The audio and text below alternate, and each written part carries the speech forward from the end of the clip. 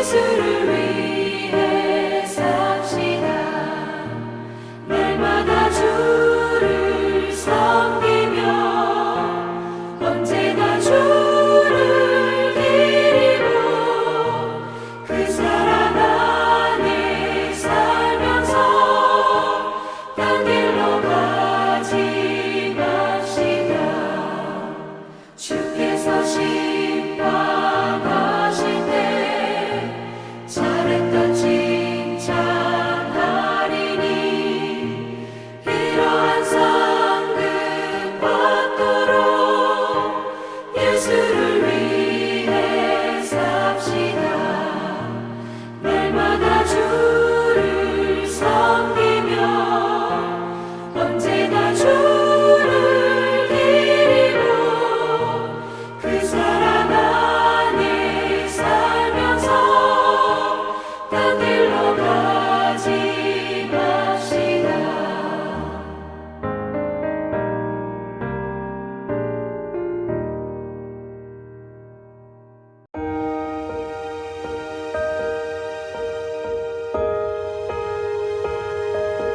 끝으로 나의 형제들아, 주 안에서 기뻐하라. 너에게 같은 말을 쓰는 것이 내게는 수고로움이 없고 너희에게는 안전하니라. 개들을 삼가고 행악하는 자들을 삼가고 몸을 상해하는 이를 삼가라. 하나님의 성령으로 봉사하며 그리스도 예수로 사랑하고 육체를 신뢰하지 아니하는 우리가 곧 할례파라. 그러나 나도 육체를 신뢰할 만하며 만일 누구든지 다른 이가 육체를 신뢰할 것이 있는 줄로 생각하면 나는 더욱 그러하리니 나는 8일 만에 할례를 받고 이스라엘 족속이요 베냐민 지파요 히브리인 중에 히브리인이요 율법으로는 바리새인이요 열심으로는 교회를 박해하고 율법의 의로는 흠이 없는 자라. 그러나 무엇이든지 내게 유익하던 것을 내가 그리스도를 위하여 다 해로 여길 뿐더러 또한 모든 것을 해로 여기는 내 주 그리스도 예수를 아는 지식이 가장 고상하기 때문이라. 내가 그를 위하여 모든 것을 잃어버리고 배설물로 여김은 그리스도를 얻고 그 안에서 발견되려 하느니 내가 가진 의는 율법에서 나는 것이 아니요 오직 그리스도를 믿음으로 말미암은 것이니 곧 믿음으로 하나님께로부터 난 의라. 할렐루야. 사랑하는 전주 안디옥 교회 성도 여러분, 오늘도 말씀을 통해 주님의 음성을 마음에 새기고 함께 기도하기 원합니다. 바울은 예수 그리스도의 사랑의 마음으로 빌립보 성도들에게 권면하고 있으며 오늘 본문부터는 그러한 바울의 신앙의 권면이 후반부로 접어들고 있음을 알 수 있습니다. 본문 3장 1절을 보니 끝으로 나의 형제들아 주 안에서 기뻐하라 선포하고 있습니다. 옥중에 갇혀있는 바울이 감옥 바깥에서 자유롭게 생활하고 있는 성도들에게 기뻐하라, 기뻐하라 외치며 그리스도인이 기뻐해야 할 이유에 대해 빌립보서의 시작부터 후반에 이르기까지 지속적으로 바울은 선포하고 있는 것이죠. 감옥에 갇혀있는 바울이 기쁨이 충만해져서 창살 없는 죄와 사막이라는 감옥에 갇혀있는 많은 사람들에게 자유를 선포하고 있는 이러한 역설적인 은혜의 말씀을 통해서 저와 여러분은 스스로에게 질문해 볼 수 있습니다. 나는 지금 문제의 감옥, 경제적 압박의 감옥, 건강 악화의 감옥, 환난과 시험이라는 감옥에 갇혀 있지만 그럼에도 불구하고 오히려 내 심령은 예수 그리스도에 대한 믿음 덕분에 기쁨으로 충만한 상태인가?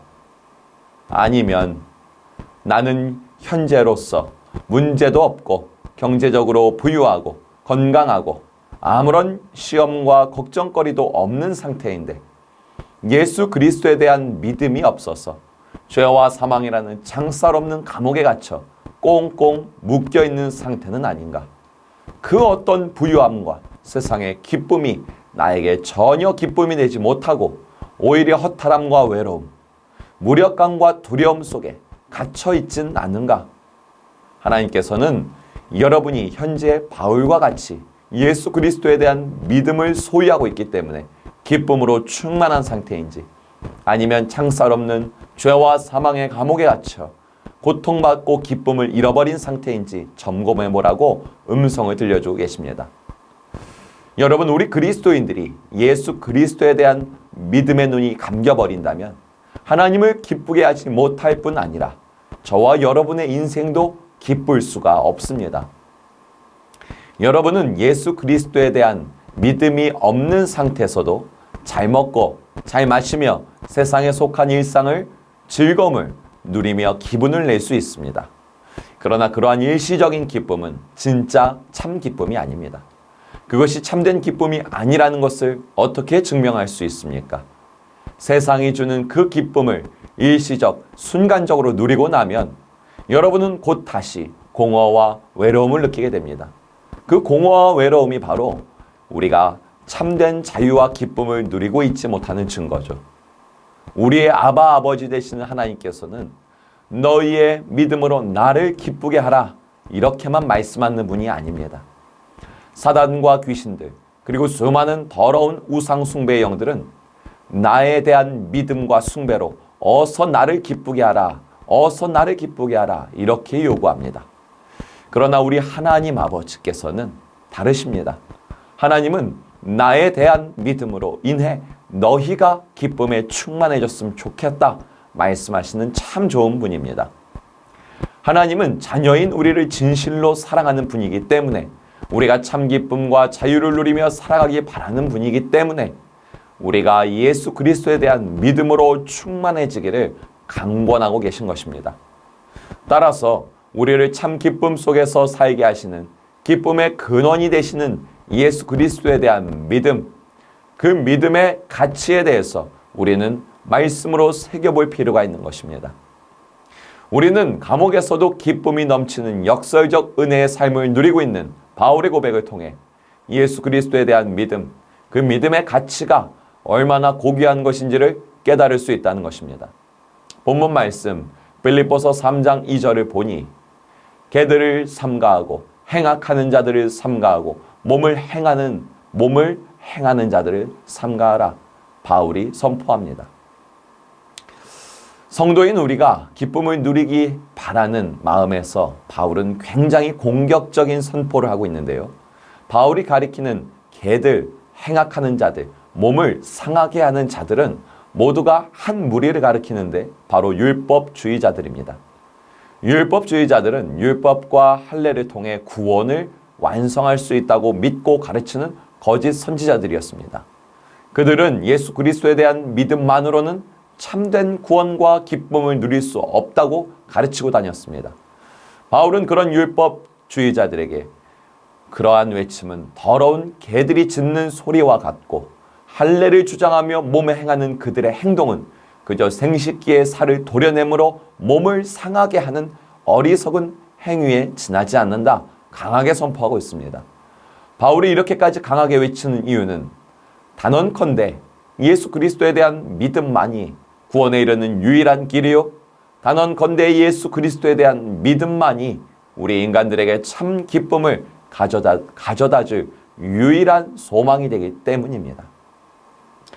바울은 율법과 할례로 구원과 자유 그리고 기쁨을 누릴 수 있다고 주장하는 자들에게 안타까운 마음으로 외칩니다.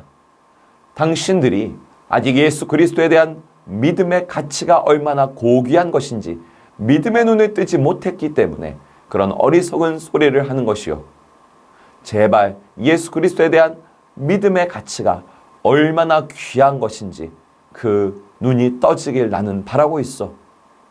바울이 율법과 할례를 주장하는 자들에게 이렇게 외칠 수 있는 이유는 그가 예수 그리스도에 대한 믿음이 지니고 있는 그 능력과 그 가치를 체험하기 전에는 바울 스스로가 그 누구보다 율법과 할례를 가장 큰 가치를 두고 살던 자였기 때문입니다. 본문 빌립보서 3장 4절을 보니 바울이 고백하길 나도 육체를 신뢰할 만하며 만일 누구든지 다른 이가 육체를 신뢰할 만한 것이 있는 줄로 생각하면 나는 더욱 그러하니 라고 말합니다. 여러분, 바울은 태생부터가 뛰어났습니다. 바울은 베냐민 지파에 속해서 태어났습니다. 베냐민 지파가 어떤 지파입니까?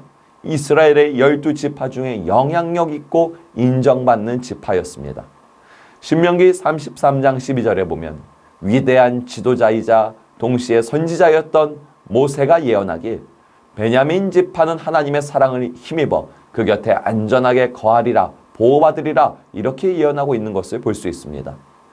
베냐민 지파의 영향력 있는 선조들을 살펴보자면 사사들 중에는 왼손잡이 에훗이 있고 왕들 중에는 이스라엘 초대왕 사울이 있고 포로기에 이스라엘 나라를 구원한 믿음의 선조로는 모르드게와 에스더 왕비가 있습니다. 이 베냐민 지파의 선조들은 모두 이스라엘의 영향력을 발휘했었습니다. 바울은 제법 뼈대 있는 가문의 태생이라는 것이죠. 게다가 바울은 이스라엘에서 가장 권위 있으며 존경받는 당대의 최고의 율법 교사인 가말리엘의 제자였습니다. 바울은 예수 그리스도에 대한 그 믿음이 지니고 있는 가치를 깨닫기 전에는 이렇게 생각하며 살았던 것이죠. 나는 여호와 하나님의 은혜로 베냐민 지파에서 태어나 율법에 따라 할례도 받았으니 나는 그야말로 히브리인 중에 히브리인이로다. 이것이 얼마나 큰 은혜인가. 게다가 나는 율법에 능통한 가말리엘 선생에게 배운 그 가르침을 받았고 나는 율법을 지키는 거룩한 삶을 그 누구보다 잘 해내고 있으니 이 또한 얼마나 큰 기쁨과 은혜인가. 내 인생은 정말 부족함 없는 기쁨으로 넘치는 삶이다. 바울은 자신이 베냐민 지파의 태생으로 히브리인 중에 히브리인 것이 기쁨의 근원이었고 당대의 최고의 율법 교사 가말리엘의 제자였던 것이 기쁨의 이유였으며 이스라엘 사회에서 율법을 잘 지키는 리더에 속했던 것이 기쁨의 이유였습니다. 그런데 그렇게 살던 바울에게 예수 그리스도께서 찾아온 것입니다. 다메섹 도상에서 실제하는 예수 그리스도를 만난 바울은 하나님으로부터 임한 전적인 은혜에 의해 믿음의 눈이 떠져버린 것입니다. 예수 그리스도에 대한 믿음의 눈이 떠지자 자신이 중요하게 믿고 의미와 가치를 부여하며 기뻐하고 살던 그 모든 것이 배설물, 쓰레기와 같다는 것을 깨달은 것입니다. 예수를 만난 바울은 과거에 헛된 삶을 살았던 시간들을 돌아보며 충격과 혼란함 속에 빠진 채로 한동안은 눈이 먼 상태로 지내게 되죠. 그렇게 헛된 기쁨으로 보내던 과거를 하나하나 회개하고 기도하고 있는 바울에게 기도의 사람 아나니아가 찾아옵니다. 아나니아는 성령으로 인도함 받아 바울에게 안수하여 기도합니다. 안수를 받고 다시 시력이 회복된 바울은 성령에 충만하게 되어 진리의 길로 들어서게 된 것입니다. 그래서 바울은 본문인 빌립보서 3장 8절에서 9절을 통해 이렇게 선언하는 것입니다. 내가 모든 것을 해로 여김은 내 주 그리스도 예수를 아는 지식이 가장 고상하기 때문이라. 내가 그를 위하여 모든 것을 잃어버리고 배설물로 여김은 그리스도를 얻고 그 안에 발견되려 함이니 내가 가진 의는 율법에서 난 것이 아니요 오직 그리스도를 믿는 믿음으로 말미암은 것이니 그 믿음은 하나님께로부터 난 의라. 할렐루야.